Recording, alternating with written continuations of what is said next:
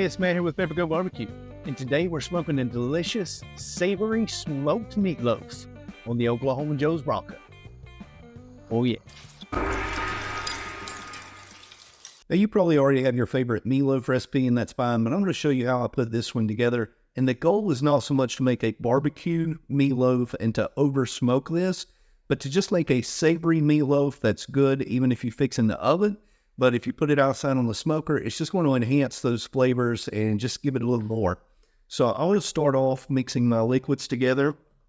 And I'm going with 3/4 of a cup of beef broth to 1/4 of a cup of ketchup, 1 tablespoon of Duke's mayo, and you can use an egg instead of the mayonnaise if you prefer to do that.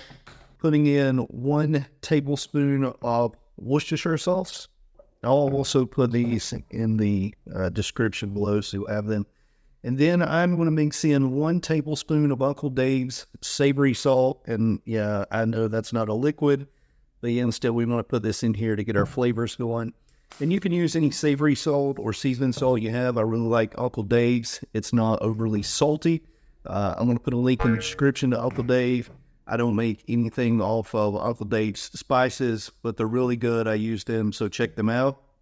And once I get this liquid in here, I'm going to give these a stir. Get it mixed up. And then for my breading, some people use crackers. You can crumble up crackers. You can use day-old bread. You can beat some croutons up and throw them in here. But I'm using this stovetop savory herb stuffing. And there is so much seasoning and spice in here. And it's just going to marry into that meatloaf and give you a lot of flavor. I'm going to put this in here and let this set for maybe 5 to 10 minutes. And all of that stuffing will soak up that liquid and become pliable. And then the last thing that I have here is I cut up a half of a sweet onion and 1 baby red sweet pepper. I took those out in the griddle and I griddled those up in some bacon grease to get a little extra fat content. And I'm going to dump these in here. Now, one extra step that I put in that you can skip, I threw these on the floor when I came back in the house and then had to start over. Feel free to skip that step. But basically, we're just going to mix this in, give it about 5 or 10 minutes to set, and then we'll come back to it. Our stuffing's had about 10 minutes to absorb all of those liquids that we put in there. It's looking good. It sucked that up nice. And you don't want this to be very wet. You want it to be a pretty dry blend. I have 2 pounds of 85-15 ground beef that I'm dumping into this large bowl. I'm going to put this stuffing mixture in here with it. And then here comes the fun part where you get to get messy. And we're just going in with our mixing utensils that God gave us. We're just going to use our fingers to blend this all together. So I line my loaf pan with plastic wrap, and I'm putting this meatloaf in here. The plastic wrap hopefully will prevent it from sticking. I'm going to put this back in the refrigerator for about 4 hours and let this sit. Then we'll take it out, dump it over, pull the plastic wrap off, put some rub on it, and get it in the smoker. Our meatloaf's been in the fridge for about 4 hours. We put that plastic wrap in there, it slides out nicely. I'm going to get this unwrapped and dump it out here on this baking sheet. And this seasoning, this is Uncle Dave's barbecue seasoning, and this has got a great flavor to it. We're going for that savory flavor on this, and it's going to help us achieve that. So here we go. This is what our meatloaf looks like. We're trying to get the pit up to around 325. We're at 300 right now. I'm going to give it a couple more minutes, and then we'll throw this on. It's up to about 315 degrees, and I'm impatient, and I'll be hungry before long. So I'm going to go ahead and put the meatloaf on. Now, I'm just going to use this plastic wrap to try and finagle this around and put the side that was at the top of the loaf pan on the bottom. There we go. It looks great. Got a nice looking little loaf there. Now that the meatloaf's on, I'm going to make a little glaze that we can put over the top of it about every 30 minutes or so. There's no recipe for this. I'm just doing some ketchup. It's mainly ketchup. I want to put just a little bit of mustard in here. That's probably about a tablespoon of mustard. Come back with Worcestershire. I don't want to overdo it with that. Maybe a teaspoon or so, and then maybe just another teaspoon or so of our rub and some brown sugar. And we'll say that's probably about a tablespoon or a little more brown sugar, and we'll mix this together. And yeah, I know how cute this is. It's been about 40 minutes. The shit did jump up to 350 degrees pretty quickly, and I closed off my damper a little bit to try to get that back down. And you can see that we're getting a nice color on there already. I'm going to go ahead and baste this with this little bit of sauce that we put together.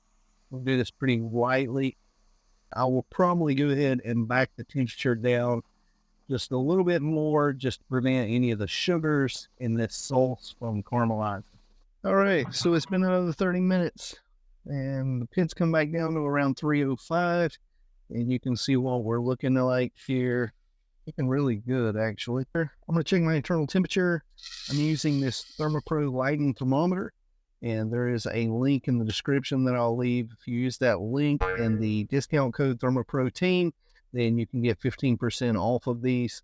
Really nice. I'm going to do a review on them pretty soon. But we got about another 20 degrees to go right now on this internal temperature. I'm going to go ahead and baste this one more time, and then we'll check on it again here in about another 30. All right, it's been another 30 minutes, hour and 40 minutes total, I believe, on this meatloaf. And boy, she is looking pretty. Let's check this internal temperature. Again, we're going for about 155. And we're getting close. All right. So I'm going to go ahead and baste it one more time. The pin's still setting it right at 300 degrees. And I'm going to baste it one more time, give it another 15 minutes or so, and then we'll check on it. All right, so here we are. It has been about 2 hours and 5 minutes since this meatloaf first went on. You can see what it looks like now. And I mean, it looks absolutely outstanding. Our internal temperature did get a little higher than I was looking for that last 30 minutes or so. It jumped from 147 up to 166 there now. But I believe it's going to be all right. We're going to pull it off, give it about 15 minutes or so to rest, and then we'll cut it open and see what we got.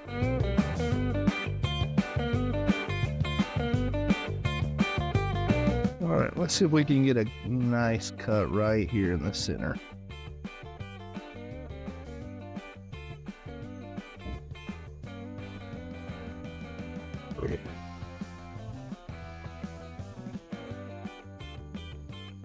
Oh yeah. Look at that. Beautiful. Still nice and juicy on the inside. Oh man, that looks good. Oh yeah, look at that. Nice slice of meatloaf. This looks great. Smells great. Now, the important thing is, what's it taste like? They say you eat with your eyes first, but you eat with your mouth last.